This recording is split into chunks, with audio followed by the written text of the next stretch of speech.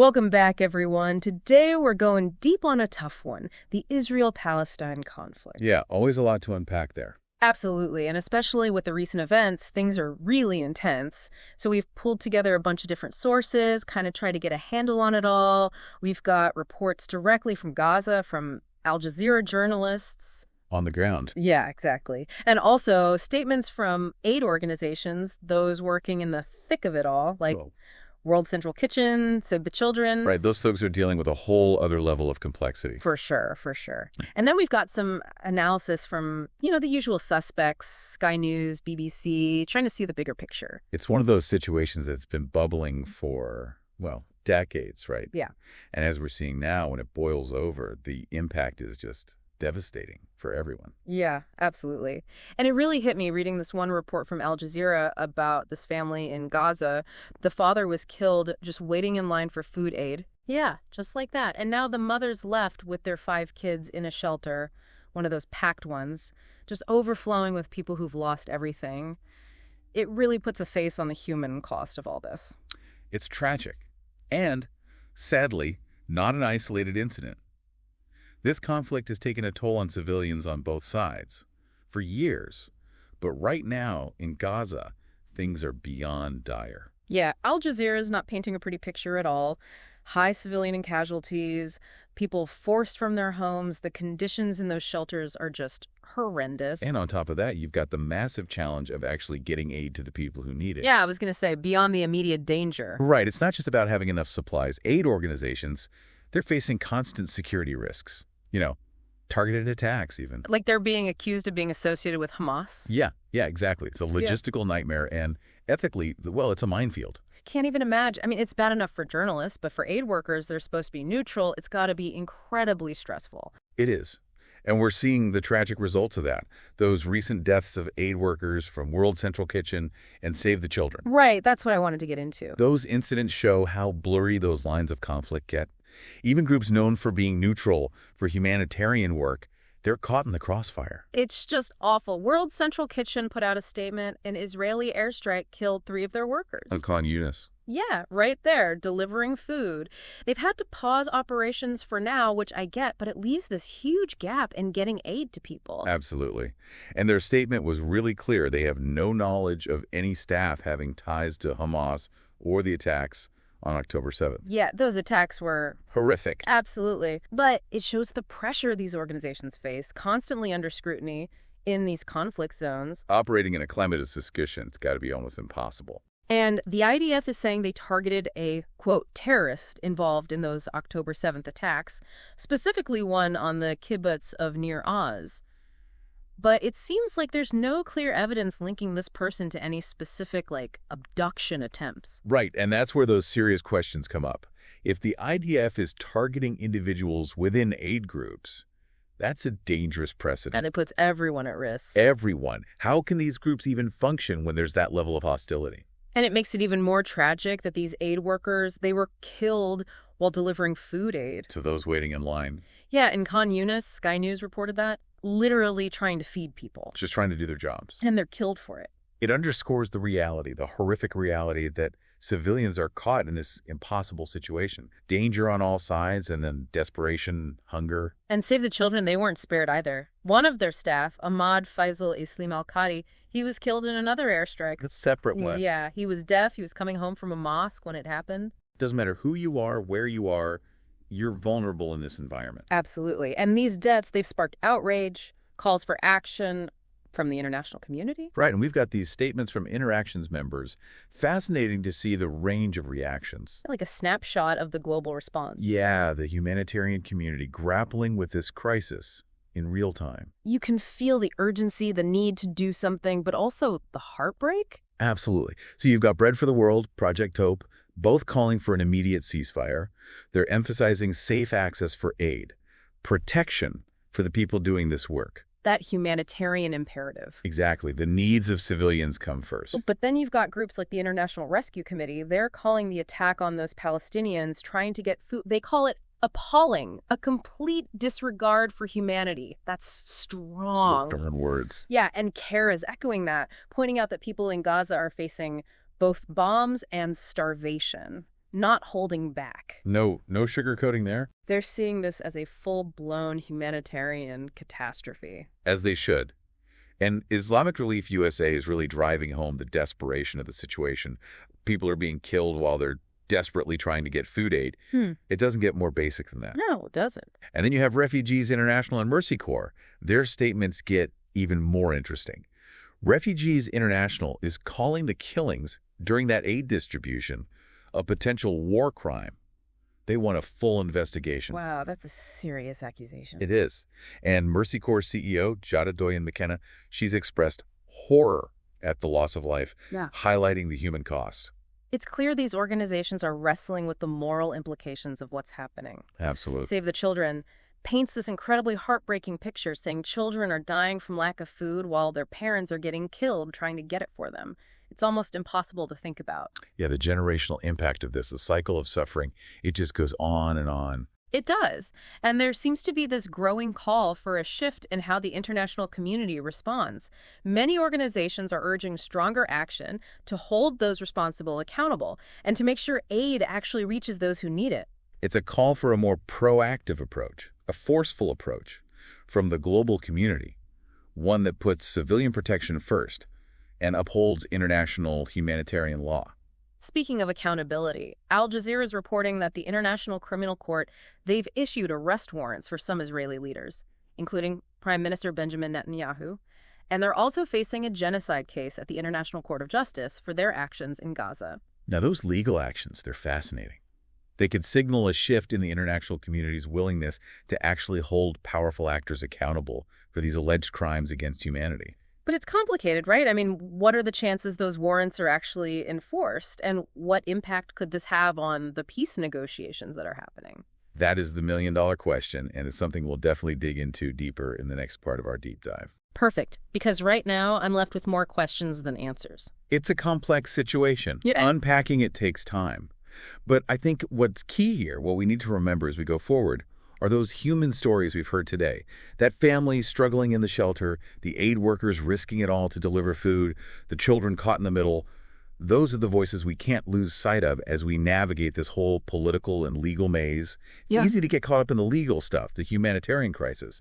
But we can't forget the bigger picture here, right? The political landscape, Hamas, all of that. Yeah, for sure. Feels like we're dealing with like layers of conflict here. Exactly. All intertwined, each one influencing the other. And to really understand what's going on now, we got to look back, right?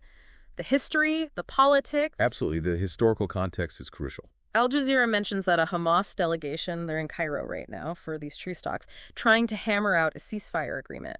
Interesting that this is happening while the ceasefire between Israel and Hezbollah in Lebanon, that seems to be holding, more or less. There have been reports of violations, though. Yeah, that's what I meant by, like, more or less. But overall... It's fragile, for sure. But those ceasefires, they're a glimmer of hope, a chance for things to de-escalate. Right, a chance. But if we look back, history tells us that these ceasefires, they often don't last. They collapse, and then the violence starts all over again. So, what's different this time?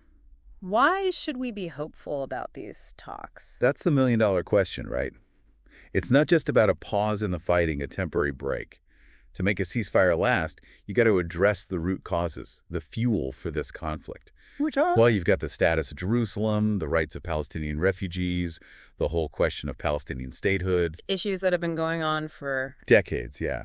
Deeply entrenched. And then, of course, you have the hostages taken by Hamas during those October 7th attacks. Right, that's a major obstacle to any kind of lasting peace. The fate of those hostages, it's such a sensitive issue, so complex. You see families of those captives marching in Tel Aviv demanding their release. And at the same time, Hamas is using those hostages as leverage in these ceasefire negotiations. It's a moral dilemma, no easy answers. No, not at all. And speaking of those hostages, Hamas just released this video of an Israeli-American captive, Eden Alexander, pleading for help from, well, the U.S. president-elect, Donald Trump. Trying to get Trump to intervene, secure his release. Yeah, that video, man, it was powerful. It reminds you, amidst all the politics and military stuff, these are real people. With families, with lives. Exactly. His mother, Yael, She spoke at that rally in Tel Aviv, urging Prime Minister Netanyahu to keep his promise to bring those hostages home. She believes Israel is strong enough to end this war and get everyone back. That's a mother's hope, right? Mm. But her words, they reflect the anguish of so many families caught in the middle of this. Just wanting their loved ones back. And finding a solution that works for everyone, the hostages, their families, the Israeli government, Hamas, it's a monumental task. The Hostages and Missing Families Forum, that campaign group, they're also pushing for the captors' release, saying a negotiated deal, that's the only way to bring these people home. A negotiated deal, sure. But what concessions will each side be willing to make? Will it be enough to get those hostages back without blowing up the peace talks? Right, there's so much at stake. So much. It seems like those ceasefire talks in Cairo, they're carrying a lot of weight. It's not just about stopping the fighting, it's about tackling those deep-rooted issues, building a foundation for something that lasts. A lasting peace, yeah. Yeah. The world is watching, hoping for a breakthrough. But as we've said, it takes more than just a ceasefire. It takes a fundamental shift politically, a willingness to address the root causes of the conflict. To create a future where Israelis and Palestinians can actually coexist. Peacefully, side by side, that's the goal. Okay, so we've talked about Gaza, the aid situation, the ceasefire negotiations, the hostages. What about the bigger picture, the international response to this crisis? It's been a mixed bag, to be honest. Some nations are condemning the violence outright. Others are staying quiet, probably due to their own political interests. Yeah, playing it safe. Al Jazeera reports that there have been pro-Palestine marches all over the world, from Rome to London, marking the International Day of Solidarity with the Palestinian people. Yeah, those marches, they're a sign, right? The world is paying attention. Absolutely. Yeah. And those marches, they also reflect the frustration, the anger that many feel. Yeah. That the international community hasn't done enough to stop this, to hold those responsible accountable. And they're not stepping up. Right, and there's this perception that the response from some of the more powerful nations, it's been muted, maybe even biased. And that just fuels more distrust. Absolutely. More cynicism. Yeah. Makes it even harder to find common ground, to work towards any kind of resolution. It feels like with all the geopolitics, even with good intentions, making any real progress is going to be tough. It's a challenging environment, no doubt. But navigating those complexities, that's key if we want to see real change. The international community, they need to present a united front, prioritize civilian protection, and pursue a just solution. A solution that works for everyone. Exactly. So that brings us back to accountability. We talked about the ICC arrest warrants earlier, but what does accountability actually look like in this situation? And how do we even get there? Yeah, it's a good question. Something that's been debated for a long time. Accountability in armed conflict, it's a slippery concept. It means investigating any wrongdoing, finding those responsible, holding them accountable for their actions.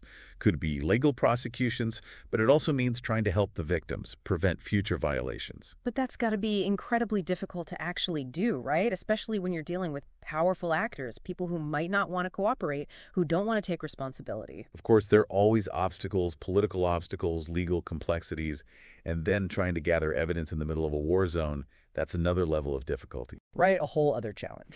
And we can't forget, accountability isn't just about punishment. It's about recognizing what the victims have gone through, addressing the root causes. It's about creating a system that promotes justice, healing, all of that. So it's not a simple thing. It's a process. A long-term commitment, yeah. Yeah. Addressing these complex issues from all angles. And where does the international community fit into that? What can they do to help make that happen? Well, they have a moral obligation and a legal one to protect civilians, to promote peace. But as we've seen, putting those obligations into action, it's easier said than done, especially when you've got competing interests, political considerations. Yeah, it gets messy. Very messy. So where do we go from here? What can we actually do to make a difference in a situation that feels so stuck? It feels overwhelming. It can, absolutely. Yeah. But first and foremost, we need to stop the violence, protect civilians. That might mean peacekeeping forces, sanctions against those who break international law, humanitarian aid, all of that. Right, big picture stuff. But what about the rest of us? The everyday people, the citizens. Can we make a difference? Yeah, what can we do? A lot, actually. Citizen activism, advocacy, those can be incredibly powerful. Putting pressure on governments, raising awareness, promoting peace-building initiatives, those grassroots movements, they can be catalysts for change. Amplifying those voices that need to be heard. Exactly. It's not just about waiting for governments to act. It's about all of us doing our part however we can. Donating to those aid organizations, participating in protests, even just having conversations with people who might disagree with us. Peace isn't just the absence of war. It's an active process, and it takes all of us. I love that. This has been really eye-opening, this whole discussion. The situation in Gaza, the Israel-Palestine conflict, it's so complex, and there are no easy answers. No, there aren't. But what I'm taking away from this is that even with all the challenges, there are things we can do to work towards a better future. Absolutely. And it starts with understanding the nuances, recognizing the suffering on both sides, and being open to those tough conversations. Yeah. You know, as we wrap up, I keep thinking about the long-term consequences of all of this. What does the future hold for both Israelis and Palestinians? And what role can the international community play in making a lasting peace happen? That's the question, isn't it? The question everyone's asking. This conflict has already had such a deep impact on generations of people. The trauma, the loss, the mistrust, those are wounds that take a long time to heal. It can feel pretty hopeless, honestly. It can. But I believe it's never too late to start building something better. A future based on dialogue, empathy, a genuine desire to find common ground. I like that. A future based on hope. Hope, understanding, and a commitment to peace. It's a long road, for sure, but it's a journey worth taking. The alternative, just unthinkable. You know, it's easy to get lost in all this, the geopolitics, the search for solutions, but we got to remember the human side of things. The people actually living through this. Exactly. It's easy to get caught up in the headlines, the politics, but these are real people living this nightmare every single day. Those stories from Al Jazeera, they really get to you. They do. Those firsthand accounts, they cut through all the noise. They remind us what we're talking about here.